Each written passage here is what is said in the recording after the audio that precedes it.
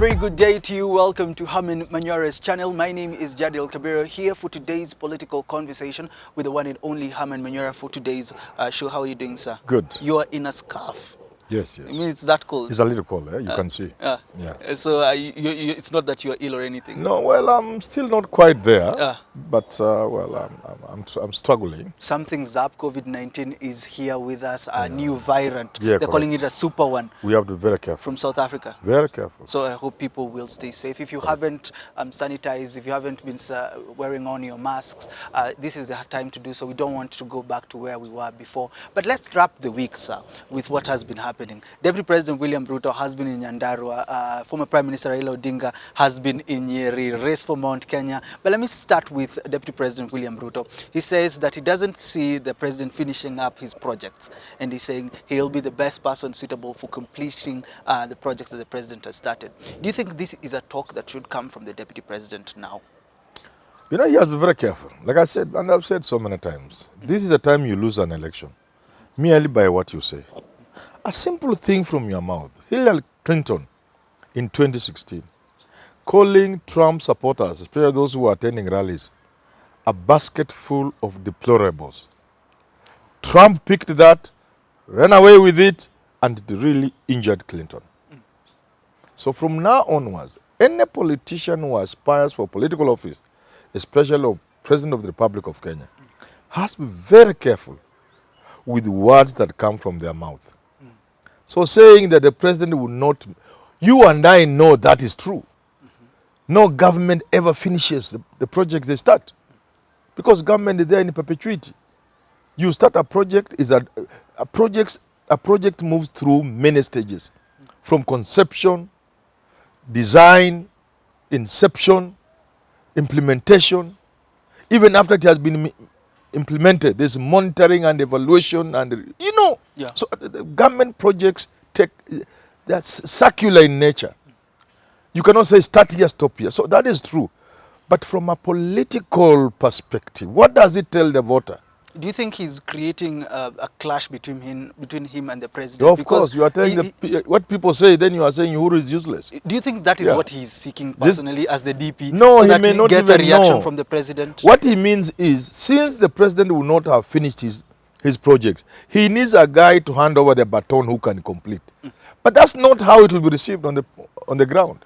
The ground, they'll say, he's saying Uhuru is so useless, he cannot finish what he started. Because he has been saying only him can now, because he says, you must read this together with what Ruto has been saying. Ruto has been saying, first term they did so much. Come second term, they have sacrificed everything on the altar of the handshake and BBI. And Raila has come to mess everything. That's what Ruto is saying. And now when he proceeds then to say, Uhuru will not finish what he has started, and he is going to come to finish, that must be read together with what he has said before. Could there be truth to it? Because the president clearly focused on the Building Bridges initiative. That was not the plan when they were getting elected. So might the deputy president be saying the truth? Me, I'm not a boy from the streets. Me, I'm an intelligent Kenyan, and I know what's going on. Government has been running the way it has been running. Projects have been going on the way they have been going on. From the president's own mouth, during Mashujaa Day in Kirinyaga, he said, in fact, he has been able to achieve more in the second term, cutters of the handshake, than in the first term. If you open your eyes and see the things you see going on, they were not there in the first term. They are going on. So to say that the president has not been working is a big joke. Not necessarily working, but focusing on. Yeah, that's not true. It can't be true. Government is running as usual. There are things that are going on. You can see this expressway. Are you not seeing with your own eyes? It's coming up. Do you see the Mau Mau Road? These things are going on. You see Dongokund Road. I mean, what are we talking about? Okay, you saw the things that were paraded in Nyanza the last time the president was there. Yes. So what are we talking about? Also, he gave out a list of everything he did during the Mashujaa Day. So what is it? And the president was able to show you. Look at how government has managed to mitigate the effects of COVID through a raft of measures. Look here, what are we talking about? But still COVID itself. So he can tell that to the voter. Some things you need to tell the voter. Because the voter will be excited to hear that the president is doing maybe nothing. Some parts of but remember, Ruto's votes are on the mountain. So everything he says, he must Bear that in mind. Something else this week, he spoke about Martha Koome. Yes. She being chairing the multi-agency that is dealing with the preparedness of the elections for 2022. They are calling out Martha Koome to step aside from that committee that has been set for the preparedness of elections, because she is in charge of the judiciary and she cannot be the referee and still be in the ground with the IEBC. Would you say Martha Koome is rightful to chair that committee, because some disputes might come to her that will involve the IEBC? You see, there are a number of issues you have collapsed together. First, I'm not sure Ruto said that. It is the allies. What I'm sure, I've heard people like Duale say that. Yes. Very strongly. Yes. Secondly, I have also heard people say, and I don't know whether it is true, that this outfit was there even in the previous election. I think chaired by Maraga or something like that. Or something similar. Yes. Not necessarily the same.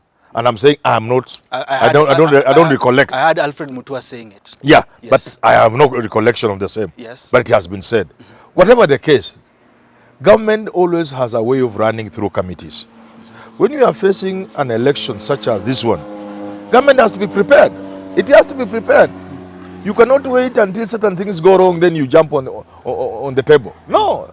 So if this is one way of government getting prepared to handle things before they get out of control, I may have no problem with it. Whether it is in conflict with the law or the constitution, again, I'm not aware. So I would have expected, if it is in conflict with some provisions of the constitution or with some practice, they should have done so in a more formal way. They say, well, we agree, it's a good attempt, how about this? How about this? But just to leave it there, I'm not sure I know what's going on in terms of whether it can be in conflict with the law. Not necessarily though in conflict with the law. When you look at the CJ working together with the IEBC, Yes, because that's what they are doing. If a case is brought before her, don't you think she might be biased because she was working with them? And so if Deputy President William Ruto, as Kalonzo says, he feels like he's going to lose, and that's why the allies are speaking the way they are, if the case is brought towards her and she was working with the IEBC, it depends on what they are working on. I don't think they are working to manage elections. That would be crazy. Outright crazy. I think it is, I've not followed it well. But certainly it can't be about running an election. No. So as of now, maybe we should work on transparency so that we can be able to know. I see more. You know, when this thing came up, I didn't give it much attention. But from what I think, I thought it was a good idea. I thought it was a question of addressing preparedness. It's a question of bringing in transparency, which should be celebrated by every presidential candidate, including Ruto. If you don't know what's going on, if you don't know about the voter register, if you don't know about the procurement, the kits that will be used, if you don't know about the printing of ballot papers, you just read in the papers like me, who is not a candidate, wouldn't you be happy that at least there's an outfit, a forum that can bring these things on the table? I think you should be happy. However, and finally, somebody said it, I can't remember who. When you want to know somebody's going to lose an election, just look at how they begin to complain. So this complaining, I think somebody mentioned, I can't remember who, I can't remember who it was. When you begin to jump up and say you are complaining, even when you are running for MP, I can show you the loser. But honestly, when you look at that agency, it has cabinet secretaries like Fred Matiang'i, who has outwardly is supporting Raila Odinga. He did that when they were in Kisii. Don't you think it is just fair for someone like him not to be in such a committee? Let me ask you, let's look at it this way. An election is a process that takes place within the context of government. Is that right? Yes. And that government will take charge of these elections in more than one way. So you want to tell me the government should completely delink itself from this election? Tell Chebukati, how much money do you need? 40 billion? Shika. Then government is not there at all. At all. Is it possible? But Can you see, in this is case, it possible? in this case, in America, yes, because elections are not run by say a big global IBC. There are election committees in every state and county and things like those. They have localized the running of elections. So government's role is minimal. You get it? Yeah. But ours is a centralized election run by a referee from the center. so the government can leave him, he will not manage. But you see, in this case, I think you're evading the idea. That what I'm saying is Yes, that yes. Matiang'i has been Yes. supporting Raila Odinga Correct. together with ICT, Yes. Joe Musheru, Yes. right? And they're in this committee. Don't you think this is The, an the way issue? I choose to look at it is this way. Yeah. The ICT ministry will have a role to play in this election. Yes. They may think they know their game, but somebody else in a committee will point out something to them. Last time you people had issue with SIM cards, with network. What are you doing this time? Those kind of issues can be addressed in a committee. The defense or the security sector under Matiang'i will have something to do with this election, right or wrong. Right. Now, are you saying therefore the only way the security can be trusted is if we send Matiang'i home? Oh. That is what I said before. There is always the power of incumbents you can't do anything about. Oh. I've given the example of America. The president of is called POTUS. Yeah. The president Of the of the United States of America does not stop being president when he's seeking re-election, second term. He remains the most powerful man on earth, using Air Force One, those powerful, ugly helicopters. He uses the Beast. Yeah. He still has the key to the nuclear code. Yeah. I mean, he doesn't stop being president, and that comes with advantages of incumbents. So if Uhuru and his state machinery are supporting Raila, for example, you must live with it. That's part of the game. Just you must equate that with a president seeking re-election. Yes. You get it? Yes. And it's part of what, in every context, you will always appreciate your opponent has certain advantages. And it's Yours is how to mitigate that. Yes. Nowadays they say it is what it is. Yes. Correct. Okay, let's talk about Raila Odinga. He has been in Nyeri, Yes. and now a section of the elders over there have endorsed him to become the president, and it seems like he's climbing the Mount Kenya quite well. Do you think elders right now play a major role in elections as it is? You know, it depends on the community. There are communities like, for example, the Somali community, where elders are everything. They can tell you don't seek a second term. You have seen people like Abdul Kadir, very sharp, intelligent young people. He was told you are not going to run. He has never run. Bill Okero, one of the best you could ever get from that region. He did one term as senator and he was told no. Oh. It's only one person who defied them, Roba, governor for then Mandela. But so clans are important there. You cannot say that about Mount Kenya, for example. However, the Kikuyu elders are trying to clean Raila. They are trying to remove the negative image Raila has gathered over the years. So they are playing a role, just like with the Mount Kenya Foundation. So there are these groups. You must see the Kikuyu elders as joining the team of Kikuyu leaders at the top, community leadership, that is trying to present a different Raila from the Raila the community has been sold over the years.